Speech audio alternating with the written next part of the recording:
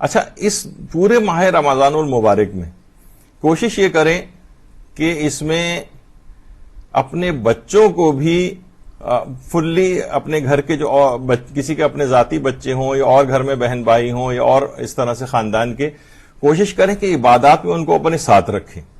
عام طور پر اب یہ ہونے لگا ہے کہ بچے جو ہیں وہ موبائل فونوں کی دنیا میں گم ہیں یا اور چیزوں کے اندر ہیں، اور صرف بڑے جو ہیں وہ چیزیں انجام دے رہے ہیں. بچوں کو بھی مستقل یہ عمر ان کی ایسی ہے کہ اس میں اپنے ساتھ ساتھ رکھنا ہے. کتنے لوگ ہیں کہ جو اس طرح سے اپنے بچوں کو اپنے ساتھ رکھتے ہیں، نمازیں ان کے ساتھ جو ہے وہ پڑھتے ہیں. گھر میں ایک عجیب ایک روح پرور اور روحانی قسم کا ماحول ہوتا ہے. مائیں روزے کے احکام اور دیگر چیزیں جو ہے اپنے چھوٹے بچوں کو جو ہے وہ تعلیم کریں، گھر میں کس قسم کا ایک ماحول جو ہے وہ بنائیں.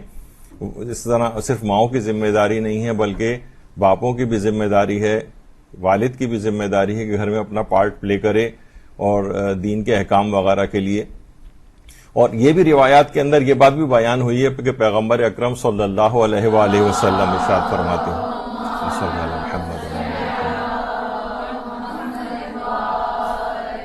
کہ عبادت گزار جس نے بچپن ہی سے عبادت کو اپنایا ہو، اس کی فضیلت اس بوڑھے پر جس نے بڑا ہونے پر عبادت کو اپنایا ہے ایسی ہی ہے جیسے مرسلین کو باقی لوگوں پر فضیلت ہوتی.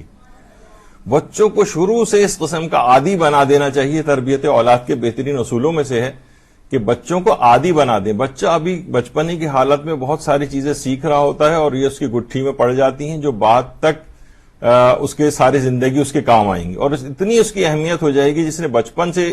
یہ نہ ہو کہ بعض اوقات لوگ بوڑھے کر کے حج کرتے ہیں اور پھر عبادت کی طرف ذرا مائل ہوتے ہیں. بچپن سے ہی نوجوان لوگ کہتے ہیں بچے ہیں اور نوجوان ہیں تو صرف کھیل کود وغیرہ میں مصروف رہتے ہیں. نہیں، جوانوں کو بھی اس کے اندر انوالو کرنا چاہیے کہ عبادات اور اس کے اندر ہی آگے بڑھیں.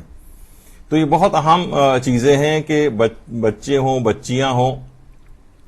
شب قدر کے پروگرام آئیں گے، اس پہ انشاءاللہ ہماری جو کلاس ہوگی شب قدر جب قریب آئے گی تو اس میں تفصیل بیان کی جائے گی. شب قدر کے اعمال میں بچوں کو ساتھ رکھا جائے، وہ تلاوت قرآن روزانہ بچوں سے جو ہے وہ کروائی جائے. تو یہ گھر میں ایک روح پرور ماحول ہوگا. اگر مساجد میں اور دیگر جگہوں کے اوپر بھی بچوں کے قرآن وغیرہ کا کوئی طریقہ کار ہو پڑھانے کا اور تلاوت کا تو وہ کرنا چاہیے. اور جیسے میں نے کہا کہ شب قدر کے خاص طور پہ یہ عمل قرآن وغیرہ بچوں کو بھی کروانے چاہیے. یہاں تک کہ اتنے عادی ہو جاتے ہیں اگر بچہ بیمار بھی ہو جائے تب بھی وہ بیماری ہسپتال میں اگر موجود ہو تب بھی بہت سے بچے اس قدر عادی ہوتے ہیں کہ ہم یہاں پر بھی ہمیں اطلاع ملی تھی کہ ایک دفعہ بچے کے مثلا ٹانگ میں یا ہاتھ میں کوئی فریکچر ہو گیا تھا تو گود میں اس کو اٹھا کر لائے تھے، لیکن اس نے اتنا عادی ہو گیا تھا، کہا نہیں مجھے ہر صورت میں مدرسے جانا ہے. تو اس کے والدین اس کو اٹھا کر یہاں فریکچر والے بچے کو بھی لے کر آتے تھے، اتنی ضد کیا کرتا تھا.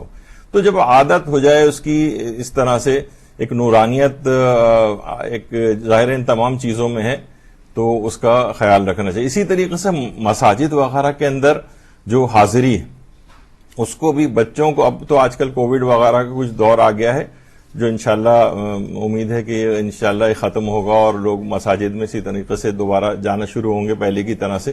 لیکن یہ اتنی اہمیت کی حامل یہ چیزیں ہیں کہ سلطنت عثمانیہ جس کا آج کل بہت سارے ڈرامے اس زمانے کے آنے لگے ہیں، تو ترکوں میں یہ بات تھی کہ نماز یہ ایک زمانے میں ایک ان کا رجحان تھا. بہت سی چیزیں اچھی بھی ہوتی ہیں نا تو اس کو بھی دیکھنا چاہیے. ان کا ایک جملہ مشہور تھا کہ اگر مساجد میں نماز کے دوران آپ کے پیچھے بچوں کے کھیلنے کی آواز اگر نہیں آ رہی ہے تو آپ کے آگے کا مستقبل روشن نہیں. یعنی اس میں فقہی احکام وغیرہ الگ ہیں کہ اتنے کم سن بچوں کو نہ لے کر آئیں کہ جو مسجد کا تقدس وغیرہ کو جو ہے خراب کریں، لیکن تھوڑا سا بھی سمجھدار بچہ ہے تو ہمارے ہاں عام طور پر ڈسکریج کیا جاتا ہے بچوں کو مساجد میں لانے سے. کوئی ایک آدھ آ بھی جائے تو بچہ کوئی بڑوں کی طرح سے بڈھا تو نہیں ہے نا کہ وہ بالکل اسٹل ہو کے بیٹھے گا، تھوڑی بہت حرکت کرے گا، ادھر ادھر بھی دیکھے گا. کوئی بات نہیں، اس کو بچوں کو مساجد سے روشناس کرانا چاہیے. اس کے بعد دوسرا یہ ہے کہ اپنی زبان کی حفاظت رمضان المبارک میں کرنے کی مشق کرنی چاہیے تاکہ اس کے بعد جو عام زندگی استقبال یعنی رمضان